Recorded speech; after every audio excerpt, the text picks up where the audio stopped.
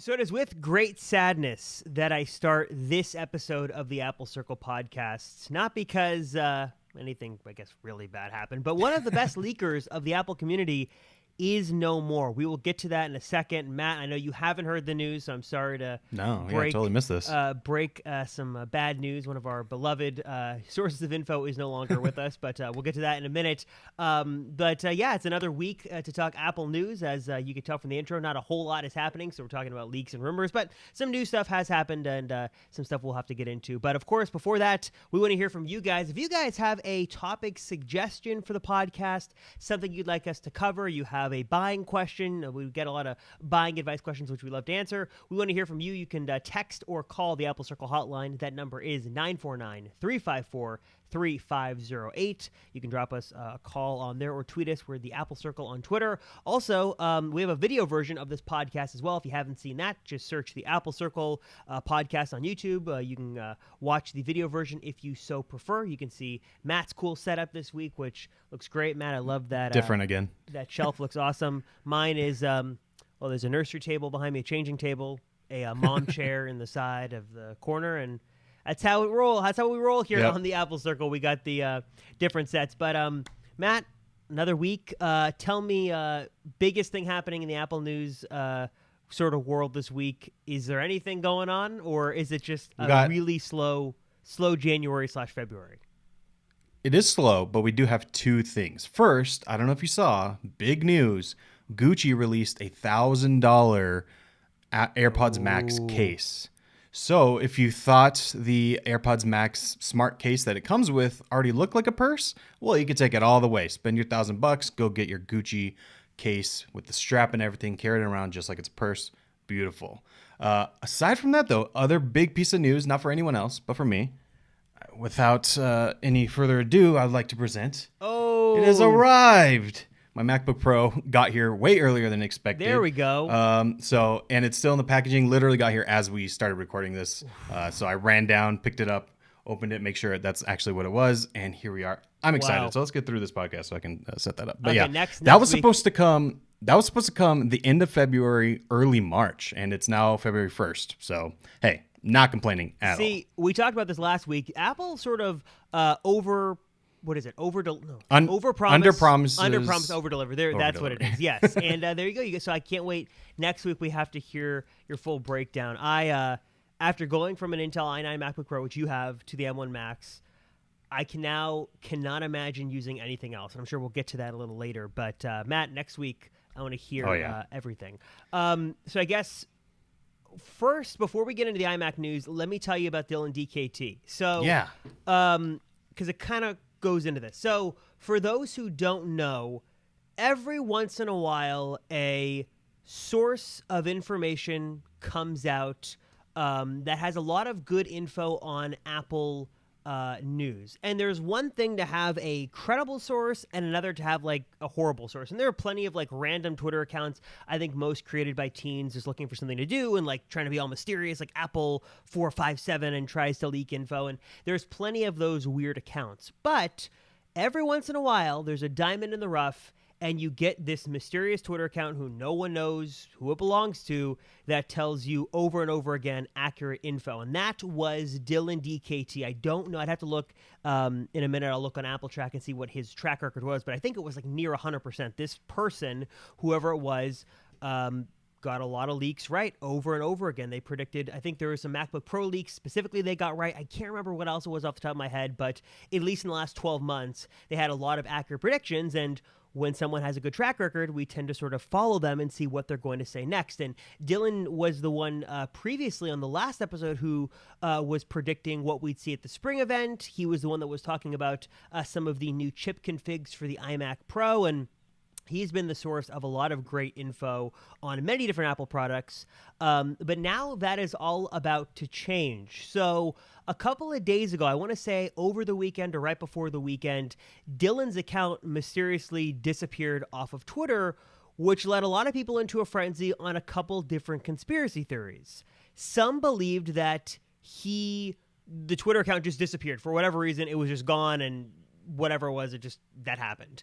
The other theory was that, okay, maybe it was like a Twitter glitch. Something was weird. Why would this account just disappear? Maybe Twitter had some issues.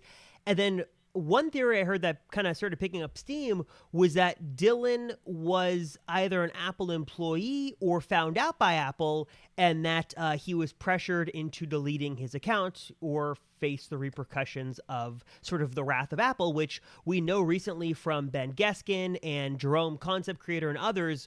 Apple has started to take these leaks a little bit more seriously and have started to go after some of these people not so quietly behind the scenes to sort of pressure them to stop sort of leaking different information. So no one really knew what happened to Dylan's account. It was just gone. Some speculated that maybe the iMac info he gave us about the higher end M1 Max chip with 12 cores, that was sort of a hook, line, and sinker. Like Apple had put that out there to see if, who was feeding him the info, and then they were able to find that out and just sort of can whoever that was, or Dylan, who, if he was working for Apple, he got reprimanded, whatever the case may be. To make a long story short, no one sort of knew what happened to Dylan until he returned to Twitter to basically say that he was sort of getting out of the leak game. He said that, it was nice while it lasted, but I'm no longer going to sort of continue with these leaks. And I have his thread here. I will read it really quickly as I load onto Twitter.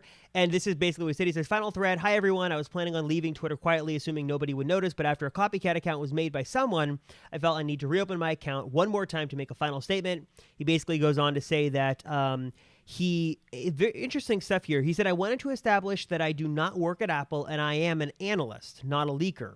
Interesting. We'll get back to that in a second. I do have sources, but they are internal and supply chain information sources outside of Apple. The reason I made this Twitter account was because in the past I made predictions as to what Apple was planning to do, and every single thing I predicted came true. For the first year of me being on Twitter, everything that I shared was based on my own analytical methodology. I also noticed that other analysts made adjustments to their predictions after I made certain statements. All the way back in 2020 in December, I was the one that shared details about MacBook Pro having no logo on the bottom, Q4 release, extension of M1, other stuff. How is it possible? For me, it's all about all those details a year ahead of time without any sources. And that's just one example. Look through all my tweets. You'll be surprised how many original things I shared. Why'd I do this? It was because becoming a tech analyst, it's difficult for people to take you very seriously unless you have an experience in news media. That's why I was trying to show what I could do. Basically, he goes on to say that he's getting out of the game. For whatever reason, one reason or another, he's not doing it. And little confused by the thread there. Is it that he's saying, I'm not a leaker, I'm an analyst, but I also have information from internal and supply chain info, which I got to make sure that's exactly what he did say. That's what it sounded like to me. And in that sense, you're kind of a leaker. Kind of a leaker. Matt and I are analysts. We can analyze what Apple has done past, present, future, and then make predictions on that. But Dylan was like never wrong. So yeah. For one reason or another, he's getting out of the game, and all of that to say, my very long-winded rant is that was a really good source of information that we no longer have. Yeah. And Dylan, specifically for the last couple of months, was like the only person feeding us information on what was going to happen. So all that to say, Dylan, you will be missed. Good luck with your future endeavors. I'd have to look at that Twitter thread and see why he said he's getting out of it. So he says at the bottom here, he says, basically it's taking a lot of time. It's time consuming. He's working towards becoming an engineer. He wants to be successful in that. So he's kind of just taking a step down so he has more time to do all that, which, I mean, makes sense. Being on social media all the time and when you're actually like trying to build something and share it in news does take a lot of your time. So that makes sense. It's just interesting because it's almost like, I mean, on one hand, he's anonymous, right? I mean, we assume his name is Dylan, but we don't really know that. So because he's anonymous, then he can't really grow it past a certain amount. Like this probably wouldn't be able to become his job per se. Like he wouldn't, unless he went to some kind of news media like the Wall Street Journal or I guess Bloomberg with Mark Gurman or something like that, and like partnered with them as his real persona, whoever that may be. I don't know how this would turn out into a career. There's probably no money in it. I mean, I guess you could sell these leaks, but that's not a good look, especially if that gets made public. So yeah, I mean, really, it's just for fun at this point, even if he does have insider sources. So, I mean, I get it. And yeah, I looked it up on Apple, or what's it called? Apple Track. He is the number 7 leaker in terms of accuracy, 77.5% with 40 rumors, which is pretty good. I mean, You're not approaching the Mark Gurman level, which is 87% for 508 rumors. But you also have to remember with like someone like Mark Gurman is, I mean, obviously he's very trustworthy, but the reason for that is because he kind of just stays in the background for a little bit, lets all these other people kind of get their rumors out there, see where the dust settles. Then he goes in with, obviously, I'm sure he has sources as well, but like kind of confirms everything rather than, I mean, he does it sometimes, but he doesn't necessarily leak things first. He just kind of compiles like, here's what's actually going to happen out of all these crazy leaks. So, right. You know, I mean, we're kind of losing one of those people that does the initial leaks, which is interesting. I would not be surprised to see if this continues to happen further down the line, especially, I don't know. We'll see. I wouldn't be surprised if Dylan is not gone forever. That's what I'm trying to say. I mean, you make a great point for these anonymous sources or people on Twitter. There's really only so far you can go. You can build up a great following, but if you're not going to put a official face to the fake name or make it official, then what are you going to do? Because how do you really monetize that? Like you said, you can't really buy rumors, though some publications have got caught doing it. It doesn't really work like that. And you're kind of just sort of stuck. You can't really do anything. And yes, it's a very hard thing to keep up, especially with an enormous amount of pressure on you. The more you get right, the more spotlight is on you because people want to know what's going to happen. So very interesting to see the departure of Dylan. And yeah, you will be missed. And just thought that was worth pointing out because he's given us a lot to talk about as of late. And now we're sort of limited to whatever happens to leak. Ross Young, we'll get to him. Another big one. Get to him in a minute. He's been a great source of info. Mark Gurman, for those who don't know, every week on Sunday, he drops his Power On newsletter, which basically is like the news for the week. And it's funny because you have like the paying outlets who pay for the full thing because a lot of his good tidbits are hidden behind a paywall. So usually just like wait, I think it drops at 8 a.m. Eastern, 11 a.m. Pacific. I'm sure that's, if I could do my time zones conversions correctly, it's 11 a.m. on whatever coast you're at. And I think that what happens is that news outlets will get that on Sunday morning, then they'll dissect it, and then they publish all their articles. So if you're looking for some insider info, subscribe to Mark's Power On newsletter. But yeah, that was it. That was all on Dylan. Matt, tell me about Ross Young and his prediction on the iMac Pro. So another leaker, who is Ross Young, goes by that name. I was also checking him on Apple Track, and he has a 100% accurate track record with only 9 rumors, though. So on Apple Track, they have him a little bit lower just because there's a limited history there. There's only 9 rumors, but so far he's been right on every single one. Basically, we talked about this last week that we were expecting the iMac Pro or the 27-inch iMac, whatever that ends up being, to be announced in the spring. But it looks like that's not happening. So Ross Young said, I think he's the one who reported that last week, right? So basically kind of backtracking on that, saying, we thought that's what's going to happen, but it looks more like summer. Then he added on top of that even that it seems like it's just going to be the panels of the display that are shipping in June, which means that the computers will start being made then, which leads to a fall release time schedule. Not that surprised by this. I mean, it seems perfectly plausible, but also sad, very sad. I want to see this iMac. I know. It's interesting, too. It's like now, how do the cards reshuffle internally at Apple? Were they... I mean, you got to assume that Apple knew this all along. So they're like, okay, like here's what we're going to, build out with our spring event. But now, I guess a couple of questions. One is, so we're going to see the iPhone and a new iPad Air. Those are, or iPhone SE3 specifically, and iPad Air. Those are like a done deal for the spring event. But do we see a larger iMac, just not a Pro, just a larger iMac, just for Apple to have that in the lineup? Or do you think we see no iMac mention, no iMac talk at all at the spring event, and Apple saves it for the fall, which now the fall is becoming increasingly more and more packed? Yeah, I mean, we've seen three what are they called? Events. That's the word I'm looking for. 3 events in the fall before, and it looks like we're going to be having that again. I'm not wrong there, right? We've seen 3 events. Yeah, there like was one time. September, October, November in 2020, right? When everything was virtual and it was a crazy, crazy fall. Yeah, probably happening again. I would not be surprised to see that again.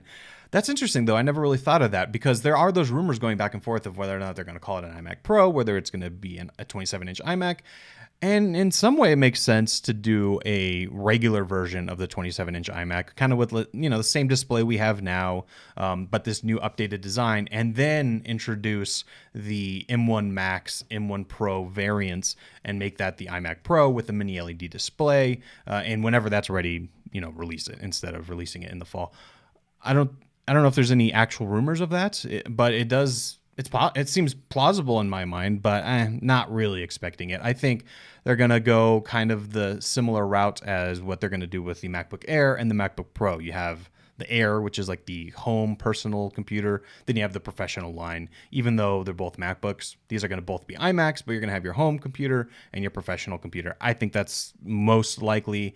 I did also see, I was looking for it as you were talking, but I can't seem to find it. Maybe you heard this as well, but that another rumor had come out that this panel in this iMac Pro would not be as good as what we're getting in the iPad and the MacBook Pro. So basically less dimming zones. So it's still going to be mini LED, but less dimming zones, did you hear anything about that? Yep. In Ross Young's tweet, let me pull my Mac over here. He says, as we reported in today's DSCC Weekly, no longer expect Apple iMac Pro to launch in the spring. Looks more like summer, still with a mini LED backlight, but fewer mini LED zones or mini LED slash zones than in iPad MacBook Pro. So in that tweet from Ross Young. The tweet that I just read that I just didn't read the whole thing of. Yeah, that's where I heard it. But credible analyst, he seems to know his stuff. So that's going to be interesting because we had assumed that it was going to be basically like the MacBook Pro screen blown up, but maybe that's not the case. Well, here's kind of, this makes actually a lot of sense when you really think about it, because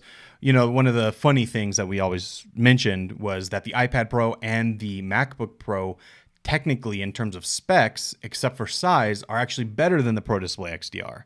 So if we were expecting that same basic tech to come to the iMac, then that would mean that the iMac would have a better screen than the Pro Display XDR. And what would they do with that Pro Display XDR to actually make it better? And this actually makes sense to me. Maybe it's going to get the panel of the Pro Display XDR currently, bring it down to the iMac, and then the new second generation of the XDR is now going to get the more LED zones. It's going to have ProMotion, and that's the way they differentiate it and why it's still a Pro Display XDR rather than just a regular display. So that actually makes sense to me. I think that's probably what's going to happen here. Speaking of Pro Display XDR, I went down a rabbit hole over the weekend on looking at the Apple Cinema displays. So remember before the Thunderbolts or the original ones, and I think it was like 20, 24, and the 30-inch. And man, I know that there is no reason to buy one, but that 30-inch display looks so good. And I remember seeing it in person. That 30-inch display was massive. Yeah, and especially at the time.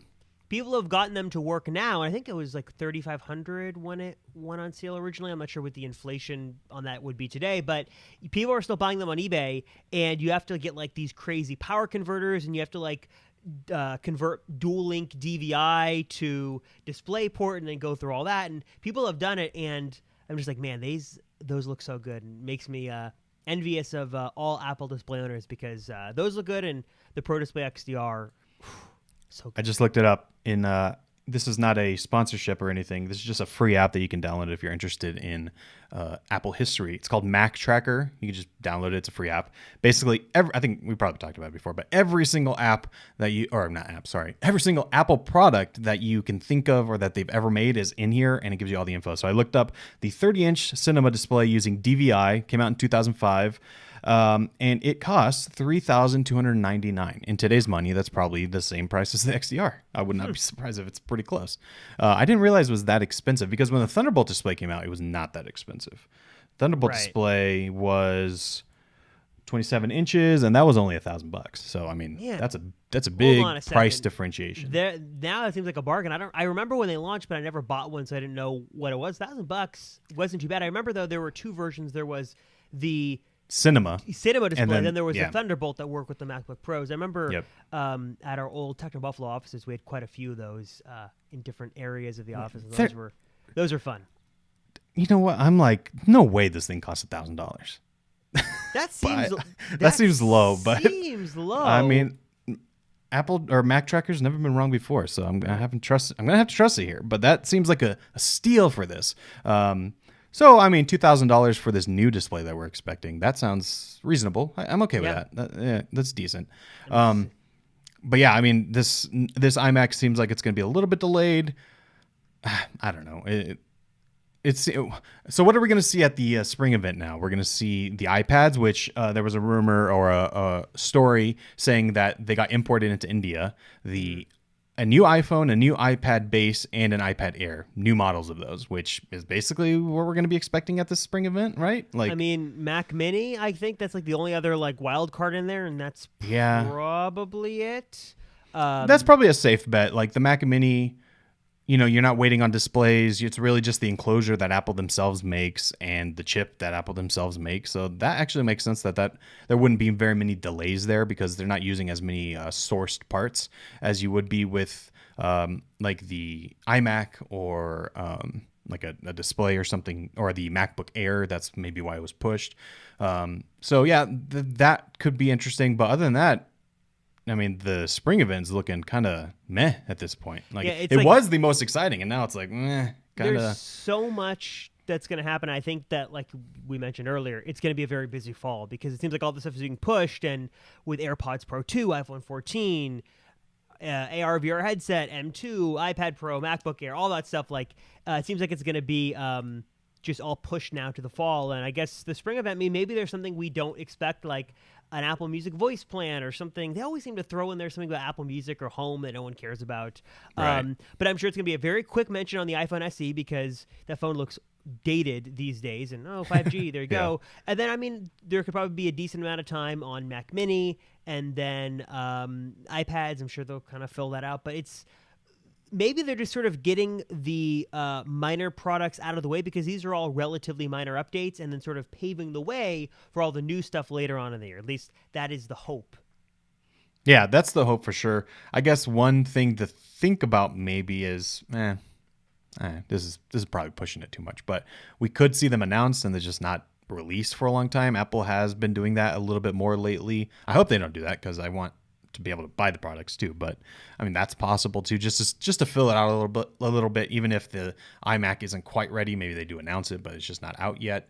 That's possible. But yeah, it's looking. I mean, maybe here's another prediction is that they'll really fill it out. Maybe we'll get an update to the HomePod. Maybe we'll get an update to all the services, that kind of thing. They do that in the spring every once in a while. Remember that one spring event when they announced the Apple Card, and I think they also introduced Apple TV Plus. That was like the most boring event ever, but it seems like that's what we're in store for this year. With all the celebrity cameos. And like 6 trailers for things that we just didn't care about. I was thinking about Apple TV Plus today, and I want to love it so much, and they're definitely focusing on quality over quantity, but it's just still a hard value proposition. My Apple TV Plus subscription expired, and I'm like, I'm not going to renew this because I don't even watch anything for $5. And then I think my sister-in-law was here, and we wanted to watch Ted Lasso, and I was like, well, there's got to be a way to get Apple TV Plus for free. And sure enough, if you've never done a trial, if you go through Target, they'll give you like 3 months for free. So there's still many incentives out there so you don't have to pay for Apple TV Plus. But they, I don't know. That's a whole another topic for another show, but...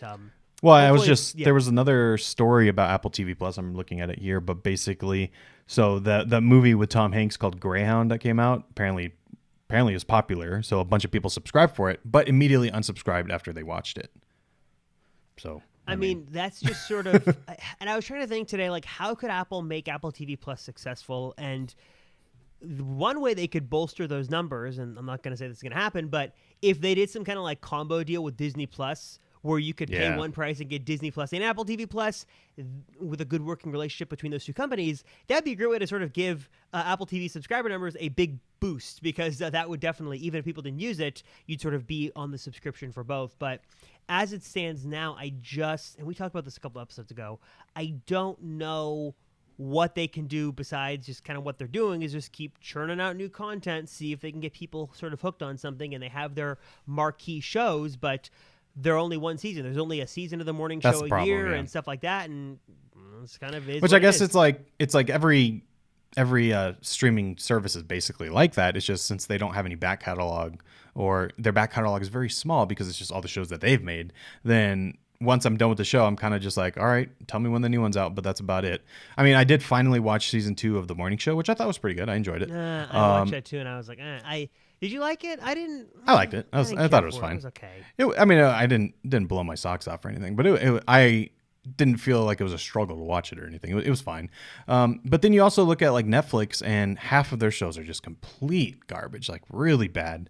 But then there's those really standouts, and then you also have the back catalog on top of that, so it makes it a much more of a much better proposition. Although it is very expensive now, especially compared to TV Plus. But yeah, you're right. That's a story for a different day. I think we'll probably talk about that at some point. I'm looking through here. Okay, here's another thing that came out. Universal Control. Have you installed the beta and tried this? I am not on the beta life. There's too many problems. I've had too many problems on my Mac. It's like when your production machine, you want to have stuff the way it is. I just can't risk betas. The only beta I usually do was like the iOS beta, just because on your phone, if it was cool, it was worth it. Yeah. But I have not. But I have seen the videos, and this looks really cool and very promising. So for those who don't know, Universal Control is the ability to use one keyboard and one mouse and then go between your different Apple devices. And you can go between your Mac and another Mac, or your Mac and your iPad. And the videos that people have done on this looks really cool. You can sort of copy files between the different devices. It all works seamlessly. It sort of either intelligently or not so intelligently knows where the screens are. It looks super cool. And as someone who uses software that does this in a non-Apple way, like standard software, it's a pain in the butt. So if Apple could do this the right way, I'm very excited. And unfortunately, I don't think that this iMac that I use an app called Synergy for that does this exact same thing, I don't think it's supported with whatever Catalina. So I'm out of luck on that. But one of the issues I have with these apps that do this is the idea makes sense. You have one keyboard and mouse, and you want to use that on different computers. If you have just a screen of a computer next to your other computer, why have two different keyboards and mices or mouses, whatever it is? It just makes sense to use one. But the technical stuff that goes into making that happen is tough, because there's you're basically setting up like a little server on each computer. Then one's the server and one's the client, and then the having to track where the display is and when the cursor hits the edge. It's very complicated. And when I got my new MacBook Pro, the app I was using called Barrier to do this exact same thing just wasn't working. Like, I had the server set up, I had the client set up, there was some kind of miscommunication thing, just wasn't working. I went back to Synergy. That's what I'm using now. If I could get rid of that and just use an Apple solution that always works, super exciting stuff. Matt, what are your thoughts on Universal Control? Yeah, this is one of those things that when Sidecar was announced, I was like, ooh, we're going to get this. I can use my iPad with my Mac. But this is even better, because you're not switching anything. It's not just like a display. You're like actually using your iPad. I created a little setup downstairs in the basement with my 2018 iPad Pro. I have a monitor, I've got a keyboard and trackpad, and then I just kind of closed the iPad and put it connected to the monitor, like kind of to the side. So I have like my desktop iPad setup, and it's nice because I've been using it more with like an actual keyboard and mouse setup rather than the Magic Keyboard, which is basically the same thing, but it feels still like an iPad when you're doing that. Now I'm using it with like a real keyboard and a real trackpad and all that kind of stuff, and I like it. I mean, I'm excited to have that experience, but also here when I'm sitting at my desk, so I can set up like my iPad Mini or my iPad Pro, be working on a video, and then reply to Twitter or Telegram or iMessage or whatever on the iPad without having to go back and forth with like a different keyboard or anything. I can just put it on a stand. It seems very cool, and this is still just in beta, so I mean, things are probably still getting worked out, but considering it is a beta, it looks very seamless, very fluid, and I'm excited for it. The one thing that you need to know about this is you do need a Mac in order for it to work. So you need at least one Mac to start it, and then you can do like to your iPad or to another Mac or something like that. So that's kind of the only real limitation that I've seen so far, which is not really a limitation. Like, it makes perfect sense that that's the case, considering it's a macOS feature. But yeah, it's cool. It's something that I'm excited to use, because then you still get those, like, let's say I set my iPad here like beneath my screen, which I'm pointing at, but you can't see it. Then I can, use my iPad as the iPad when I need it. But then when I need to, do like some color correction or something, which I like using the iPad for sometimes because the screen is just so accurate, then I can, hop over into Sidecar, then use it as an external display, and then go back to using it with Universal Control. I mean, these are the features that I mean, it's yet to be seen, obviously, how much we're actually going to use this in real life. But let's say we do and we get used to it. This is one of those features that really sells the Apple ecosystem because, I mean, yeah, you can do it with other products, obviously, but you're going to be using third-party solutions. Will they work with the particular computer you have if you're on PC? Like, yeah, maybe, or maybe you don't have the right drivers. Like, there's always those issues that seem to pop up. Whereas with Apple, even if it doesn't give you every single feature, the ones that are there are typically very solid. So yeah, I'm excited to use this. Probably just one more thing to lock me into the ecosystem, although I don't think I was going anywhere anyway. I've never used Sidecar. It was always like a cool idea, but do you use it like regularly, or is it just like every once in a while? I don't think I've ever used it. I wouldn't say regularly, but I do use it, once a week maybe. It really just depends what I'm doing. Like when I'm typically working, I don't need a secondary display. I only have one display, unlike you, who has like 7. So, I'm actually surprised you don't use it, because then that's just one more display that you can have for your Mac. See, for me, it's like the iPad is always like in transit. Like I either use it as a teleprompter or I have it in my bag, and like I'm always using it. So I at least need at least one like portable device. I'd love to make my MacBook Pro portable, but it's like hooked up with a bunch of dongles, so that's not going to happen. So at least the iPad Pro can be that. And speaking of Apple ecosystem and lock-in, there's been a lot of controversy lately, yet again, on iMessage on Android. And this seems to like come up once a year, and we've talked about this before, I'm sure, on the podcast. We've talked about it on the Apple Circle channel. People want iMessage on Android for a couple of different reasons. And what I find so fascinating about this is that iMessage on its own isn't even that good of a system. I think that if you're going to start from the very beginning, there are options like we use at work: Telegram, there's Signal, there's WhatsApp, and these are like very full-featured platforms that can do a lot more. iMessage is okay, but it's not super feature-rich. The like little like apps and stickers and add-ons and stuff is kind of meh. Like I've never used like one of those apps that you can add on an iMessage, whatever. But because it's the default, many people just use it. And I'm surprised that, again, for whatever reason, there's been this huge debate about green bubbles versus blue bubbles. A lot of people think, I think there was a Wall Street Journal article about this, and people think that Apple is specifically being evil and alienating people who have green bubbles and making them look bad. I guess it's on the surface, Matt. Is this a valid thing, or is this just overblown and people just looking to start a feud with Apple versus Android just because it's easy to do so? Well, I guess I'm kind of confused because there's nothing new. Like nothing really like what happened that brought this to the forefront again? Like, did I miss something that there was like an event where people suddenly got mad about? But I don't think so. I think people just started talking about it. There was a Wall Street Journal article, I think, that talked about how iMessage is like a good part of the Apple ecosystem. It's part of the walled garden. Apple gets you sort of locked into the ecosystem with iMessage, and all that's true, but none of that's really new. And then there was sort of, again, I guess just more talk about RCS and how people want Apple to adopt RCS, and Apple, why would they? Because they just are on iMessage and they're sort of working on that, and people are upset. And that's one of the things when I'm thinking about this and trying to formulate my thoughts, is it that people want iMessage on Android, or do they want Apple to adopt RCS? Like, what is it that people actually want? Because no one seems to have a unified answer on what they want Apple to do.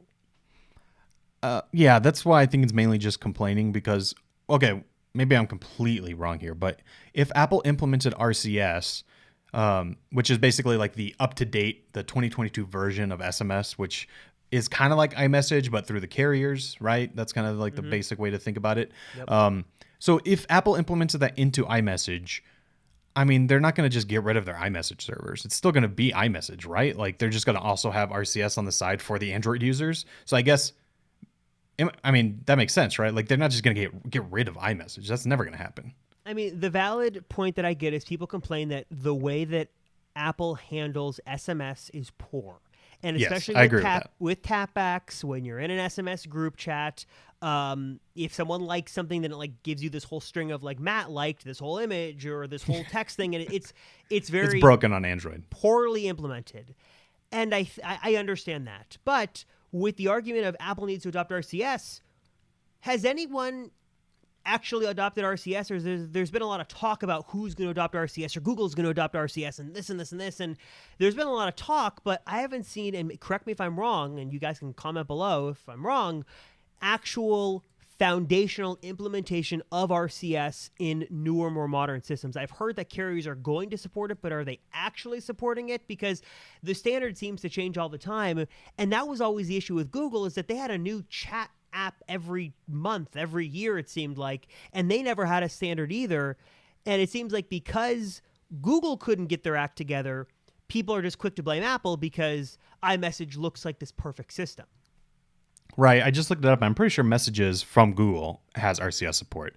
And they're also adding that's kind of what the story that we brought up was about, is that they're adding the tap back feature to the beta, which is now out. I guess you can get basically, the tap back is when you like put a thumbs up or a heart on a message. Usually it would say like on Android, Matt hearted this message. And instead of doing that, it'll actually do the right tap back, like as if you were in iMessage, which is nice. That's a cool feature. That's the whole story here, basically. I was going somewhere with that. Oh yeah, but I mean, I kind of agree that Google is kind of to blame here, honestly, because that they're the one company that everyone was begging, like, just make your iMessage competitor. And then one year they had Hangouts, then they dropped Hangouts, they made Messages, then they're like, nah, we're actually going to do Hangouts also. Oh, but we're going to separate Meet and Hangouts, another two different things. And now we're just back to Messages with, it's a solid platform. It's fine. There's nothing really wrong with it. But they kept going back and forth in their own very Google way and kind of just wasted time. Honestly, they could have just stuck to something and actually, say we're going to basically copy Apple. I don't think anyone would be mad about that. And we're going to make our Android version of iMessage. And guess what? There are many more Android phones out there than iPhones in the world. So it could have very easily overtaken iMessage. And instead of green bubbles being the outsiders, blue bubbles may have been the outsiders. That world very easily could have happened, but Google just decided to be Google. And to Apple's credit, iMessage launched in 2011 when things were still very messy in terms of SMS and MMS and stuff like that. It made sense at the time, for sure. They gave a solution, and I guess the problem now is that people are like, well, it needs to be more modern and more open, or do people, and again, that's why I ask, do people want like an iMessage app on Android? Because that wouldn't solve anything either, because I think that where the confusion lies is really on the Android side, because there's Google Messages, and then there's like the stock Messages app that comes with your Samsung phone and others. Like, there's a bunch of different text message apps, and you're going to get a different experience depending on which app you use. And also, I should also point out that this is a very US-centered problem, because other countries have gotten their stuff together. There's adaptations, people going on, Telegram and WhatsApp and Facebook Messenger and all these other like unified platforms that have all these great features. And the problem is everyone just needs to be on the same platform, which is easier said than done these days. And if you've ever tried to convert friends or family members to a new third-party app, it is very difficult. So that's sort of why I've given up on that. We're in this difficult space now. And I love Telegram. Telegram is really great. I'm fine with it, yeah. They've got great cross-platform apps. They're adding more features. You can now do video calls and share files. It's really cool. But I'm not going to convince my parents to get Telegram. I'm not going to convince... I've tried. It didn't work. ...my extended family to. So Telegram is cool for us tech geeks who work in the same office, and that's sort of where it ends for me. Yeah, no, exactly. I've tried to get my parents to convert because I like using, like, for instance, I've got here my Galaxy Z Fold 3, which I love. This thing is awesome. But it's very hard for me to actually convert to this phone full time without having like a iPhone in my pocket or an Apple Watch connected to my wrist, because I can't message my parents because, first of all, I don't have Facebook. They have Facebook, so I guess we could message through Facebook, but they don't really use that either. I've tried to convert them to Telegram. I said, I'm switching phones. You're not going to be able to contact me. Message me through this. And they do it for like a day, and then they forget and just message me back again. So it's just like, I don't know, I'm kind of over it at this point. But yeah, no, I agree. It's like, I mean, it worked out for Apple. Let's say that. I will say, so like my sister-in-law, for instance, has an Android phone. She's going to be getting an iPhone. And one of the main reasons is because we always send pictures. We always do these things, and they just don't get to her. And we just miss messages, and she's getting kind of tired of that. So, I mean, it works from Apple's perspective. I think Apple shouldn't really change anything, from the way they are doing things. It's just from the user facing. I get why it's frustrating, but also it's like, well, I mean, I don't know what else to say. Like, I don't see what the solution is here. That where both companies are actually going to do it. I don't see a solution. I don't either. And I think for the foreseeable future, it's going to be a point of contention until something changes. Maybe it's Apple adopting RCS. Maybe it's people. Maybe it's the answer is the Android side better implementing sort of the tap backs and stuff like that. I'm not sure what the answer is, but for the foreseeable future, nothing is going to change. So sort of just is what it is, for better or worse. Yep. Yeah, which honestly I'm kind of fine with. I enjoy using my Android phones, but when it comes to like work and stuff, I'm on the iPhone. It's working great for me, and it's working great for a lot of people. I mean, that's one reason why so many people that you would think would like use Android all the time maybe don't use Android all the time. I'm not going to call out any names here, but you'd be surprised how many people you think use Android actually use the iPhone most of the time, especially for work. That was actually one of the most interesting things I learned when I got into this industry and met other people, is that yeah, Android is cool, but when it comes to like getting work done, people vastly prefer the iPhone. No matter who you think it is, they prefer the iPhone most of the time. Anything else that? Oh, here's another update, another little bit of news. We kind of talked about betas earlier, but this is not a beta I installed either. iOS 15.4, which now has Face ID mask support. So apparently now you can use Face ID on your iPhone and unlock if you are wearing a mask. About 2 years too late. I know. So, before they introduced a solution where if you're wearing an Apple Watch and it detects something covering your face, then it'll unlock it because it's authenticated through your watch. Then they kind of updated that so that it's not just a mask, but kind of anything blocking your face will still use your Apple Watch. And now it seems like it's going to the mask, which that's cool. Well, my question is though, wouldn't this inherently be less secure because it's going to be focusing on a certain part of your face rather than your whole face? Well, we had seen that John Prosser leak a while ago that Apple was testing internally some new either hardware system or software system or a combination of the two to better have Face ID work with masks. And maybe they've just gotten enough data that they've been able to sort of train the Face ID system to work better with masks. But we don't really know. But like you said, it's a little late on this, but I guess better late than never, right? Yeah, this is it's one of those features that we all knew was probably going to come at some point. I guess maybe from Apple's perspective, they want to make sure it is secure. So maybe that's what took so long. They have to do all the validation and all that, make sure it actually works so that you can't just point your phone at someone and suddenly the phone unlocks. I would like to see more things like this, though, like more ways to access your devices with authentication and biometrics. Like, we started out with the watch unlocking your Mac, still a great feature, still love that. We got Apple Pay on your Mac using your watch to authenticate, like kind of going back to the ecosystem here. That's kind of the best part of being, I guess actually, as I think about it, the best part of having the Apple Watch is all that integration because everything kind of seems to involve the Apple Watch. And it makes sense because this is something that is always authenticated on my wrist. As soon as I take it off, then I have to re-authenticate. But as long as it's on my wrist, then they know that it should be secure. So anything I'm doing in proximity to the phone or to the Mac or whatever, should just work because it knows it's me. That's kind of what I really like about the Apple ecosystem, and I want to see more of that. The next thing, I'm trying to think of what the next thing would be. I guess the Apple Watch works well. What if they did you have your iPhone here sitting in front of your laptop and it uses Face ID to unlock your Mac? That could be cool. I don't know, something like that. It works for the watch. Why couldn't it work for Face ID through the phone?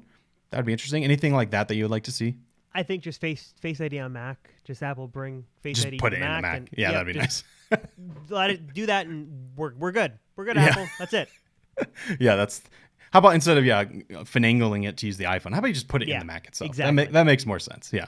But yeah, that was kind of a small story. That again is still in beta, iOS 15.4 beta, which I'm sure will be out in a few weeks. So be on the lookout for that. But in terms of news, that's kind of it. Anything else that we should talk about? I think that's kind of it. I think it was just honestly, it was unfortunately another sort of slower week in the Apple world. But as we get closer and closer to the spring event, The leaks are trickling out. The leaks are trickling out, and things should heat up a bit. So stay tuned for that. And also, again, if you guys have a topic you'd like us to cover, questions you'd like us to answer, let us know at that Apple Circle hotline number, 949-354-3508.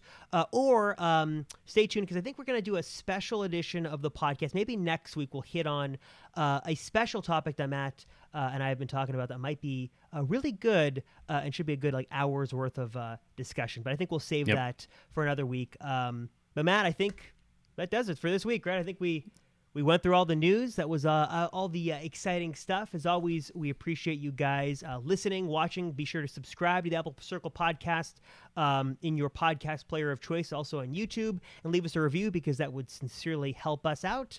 And as always, thank you for watching, listening. We'll see you right back here on another episode of the Apple Circle podcast.